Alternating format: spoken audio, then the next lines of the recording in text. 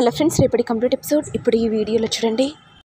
ఇక జగదీష్ కోపంతో, అంటే చంద్రిక నేనా నా చెల్లెమ్మని చంపాలనుకుంది. ఇక హర్ష కోపంతో చంద్రిక జ్యూస్నివ్వలేదు, చామంతి జ్యూస్నిచ్చింది. ఇది విని అందరూ ఒక్కసారిగా షాక్ అవుతారు. ఇక జగదీష్ కోపంతో, మా చెల్లె నీకు ఏ అన్యాయం చేసిందని మా చెల్లెని చంపాలనుకున్నావు? అయ్యో బాబుగారు, నేనెందుకు చంపుతాను? ఓహో, నాకు ఇప్పుడు అర్థమైంది. అంటే నువ్వు కాలేజీలో చదువుతున్నావు కదా, రమాదేవి నిన్ను చదువుకోనివ్వట్లేదని చంపాలనుకున్నావు కదా, పోలీసులకు అప్పచెప్తేనే అన్ని నిజాలు చెప్తారు అనుకుంటూ ఇక జగదీష్ పోలీసులకు ఫోన్ చేస్తుంటే ఇక చామంతి టెన్షన్ పడుతూ హర్ష దగ్గరికి వచ్చి, బాబు నేనే అన్యాయం చేయలేదు, అమ్మగారికి నేను జ్యూస్ ఇచ్చాను అయ్యగారు, అయినా జ్యూస్లో నేనెందుకు కలుపుతాను? ఎన్ని రోజులు మీ దగ్గర పనిచేస్తూ వచ్చాను కదా అయ్యగారు. లేదు చామంతి, నీ మాటలు నాకు నమ్మబుద్ధి కావట్లేదు. నువ్వు జ్యూస్ ఇచ్చినాకనే నా రమాదేవికి ఇలా అయింది. నువ్వు చాలా మంచిదానివి అనుకున్నాను, కానీ ఇలా తలపెడతావని అనుకోలేదు. ఇంకోసారి నా మొహం చూపెట్టకమ్మా, ఇక్కడి నుంచి వెళ్ళిపో. ఇక జగదీష్ వెంటనే, ఏంటి బావగారు అలా అంటున్నారు? పనిదాన్ని వదిలిపెట్టకూడదు, పోలీసులకు పట్టిస్తేనే అన్ని నిజాలు చెప్తుంది. జగదీష్ ఇక ఇంతటితో వదిలేసే. లేదు బావగారు, ఆల్రెడీ నేను పోలీసులకు ఫోన్ చేశాను, వాళ్ళు కూడా వచ్చేస్తున్నారు. ఇక చామంతి ఏడుస్తూ ప్రేమ్ దగ్గరికి వెళ్ళి, బాబు నీకైనా తెలుసు కదా నా గురించి, నేను ఎలాంటి తప్పు చేయలేదు, దయచేసి నువ్వైనా నా మాట విను బాబు. నాకు తెలుసు బాబు నువ్వు నా మాట వింటావని, ఎందుకంటే నేను నీతిగా నిజాయితీగా ఉంటానని నీ ఒక్కడికి తెలుసు కదా బాబు. ఇక ప్రేమ్ బాధపడుతూ, పొరపాటున చేశావా లేకపోతే నువ్వే కావాలని చేశావా? నిజం చెప్పుచా. ఏంటి బాబు, మీరు కూడా నన్ను అనుమానిస్తున్నారా? ఇన్ని రోజులు నా మాట వినేది మీరే అనుకున్నాను, కానీ నన్ను కూడా అనుమానిస్తున్నారని ఇప్పుడు అర్థమైంది బాబు అని చామంతి అంటుంటే ఇక ప్రేమ్ ఏడుస్తుండగా ఇంతలో పోలీసులు రాగానే ఇక జగదీష్ వెంటనే, ఈ పని మనిషి నా చెల్లె మీద విషపు ప్రయోగం చేయాలనుకుంది.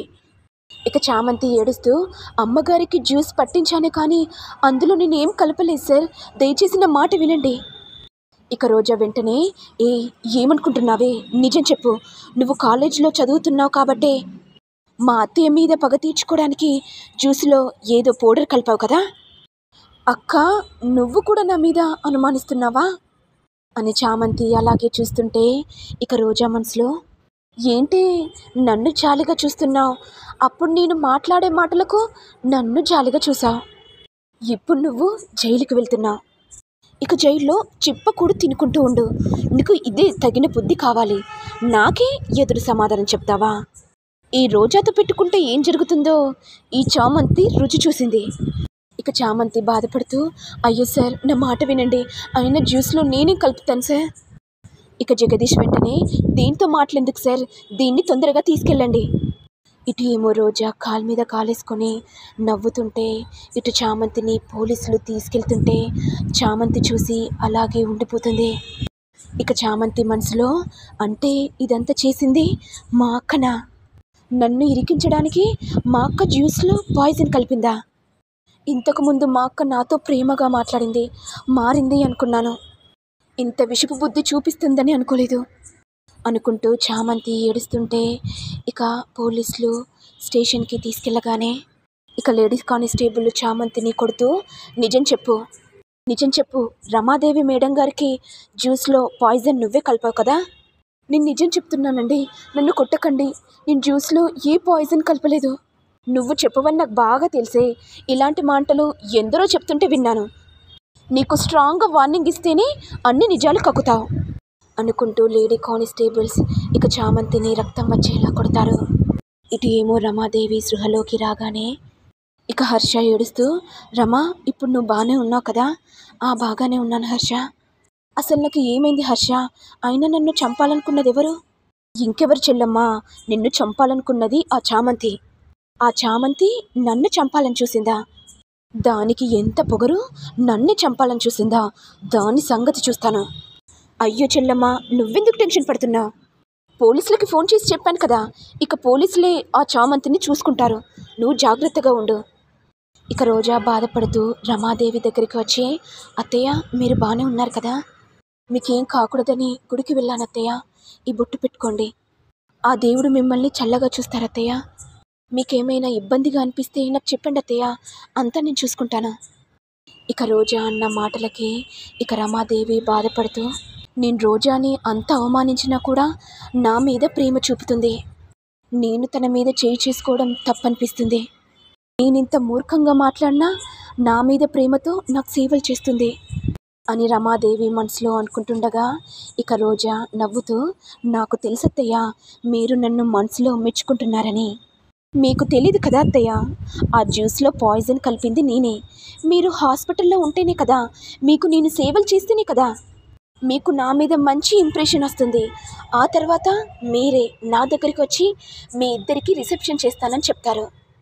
అప్పుడు ఆ చామంతికి కూడా చెప్పాను, నా అదృష్టాన్ని నేనే వెతుక్కుంటానని, నా అదృష్టాన్ని నేనే కొని తెచ్చుకుంటానని. ఇక ఈ రమాదేవి కూడా నా వలలో పడిపోయింది అని రోజా మనసులో అనుకుంటుంది. ఇటు ఏమో ప్రేమ్ బాధపడుతూ, చామంతి నన్ను క్షమించు, నువ్వు ఏ తప్పు చేయవని నాకు తెలుసు, కానీ మా అమ్మ దగ్గరికి తీసుకెళ్ళింది జ్యూస్ నువ్వే కాబట్టి నిన్ను అనుమానించాల్సిన పరిస్థితి వచ్చింది. నిన్ను పోలీసులు ఎంత బాధ పెడుతున్నారో నాకు తెలుసు, కానీ నిన్నేం చేయలేకపోతున్నాను అని ప్రేమ్ బాధపడుతుంటే ఇంతలో హర్ష వచ్చి, ప్రేమ్ ఎందుకు ఏడుస్తున్నావు? నువ్వు చామంతి గురించి కదా తెలుసుకుంటున్నావు. నాన్న, చామంతి ఏ తప్పు చేయలేదని నాకెందుకు ఉన్న మనసు చెప్తుంది. చూడు ప్రేమ్, ఒక్కటి గుర్తుపెట్టుకో, చామంతి జ్యూస్ తీసుకురావడం నా కళ్ళారతో నేను చూశాను. ఇక మీ అమ్మ జ్యూస్ తాగిన తర్వాత రక్తం కక్కుకుంది. మరి నువ్వే చెప్పు ప్రేమ్, ఎవరిని నమ్మాలో ఎవరిని నమ్మకూడదో నీకు తెలుసు కదా. నువ్వొక పెద్ద లాయరు కదా, ఏది నిజం ఏది అబద్ధమో నీకు తెలిసిపోతుంది కదలా అని అనేసరికి ఇక ప్రేమ్ తన నాన్నని హక్ చేసుకొని, నాన్న, నువ్వు ఎన్ని చెప్పినా నాకు నమ్మబుద్ధి కావట్లేదు. చామంతి ఏ తప్పు చేయలేదని నా మనసు పదే పదే చెప్తుంది. అంటే ఈ నాన్న చెప్పిన నువ్వు నమ్మవారా? నిజం చెప్పు ప్రేమ్, నువ్వు చామంతిని ప్రేమిస్తున్నావా? నాకు అప్పుడే అర్థమైందిరా, నువ్వు చామంతి కోసమే కదా కాలేజీలో లెక్చరర్గా మారింది. ఇన్ని తెలిసి కూడా నేను నీకు వెనుకేసుకొస్తూ వస్తున్నాను. ఇప్పుడు చెప్తున్నానురా, నువ్వు చామంతికి దూరంగా ఉండాలి. చామంతితో ఏం మాట్లాడకూడదు. అమ్మ చూపించింది కదా నిషా అనే అమ్మాయిని, ఆ అమ్మాయిని పెళ్లి చేసుకో. ఇన్ని రోజులు చామంతి మంచిదనుకున్నాను, తన బుద్ధి చూపించింది. నువ్వు తన మాయాజాలంలో పడ్డావురా, బయటికి రా. రే ప్రేమ్, ఇప్పుడే చెప్తున్నాను, చామంతి జైల్లో ఉందని బెయిల్ ఇప్పించాలని నువ్వు చూస్తావని నాకు తెలుసు. చామంతి గనక బయటికి వచ్చిందనుకో, నువ్వు చామంతిని ప్రేమిస్తున్న విషయం మీ అమ్మకు చెప్తాను. ఇది విని ప్రేమ్ బాధతో, నాన్న, నేను చామంతిని బయటికి తీసుకురాను, అమ్మకు ఏ విషయం చెప్పకు. మీరు చెప్పినట్టు చేస్తాను నాన్న, నిషానే పెళ్లి చేసుకుంటాను.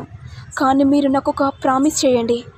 ఏంట్రా ప్రేమ్, ఏ ప్రామిస్ చేయమంటావు?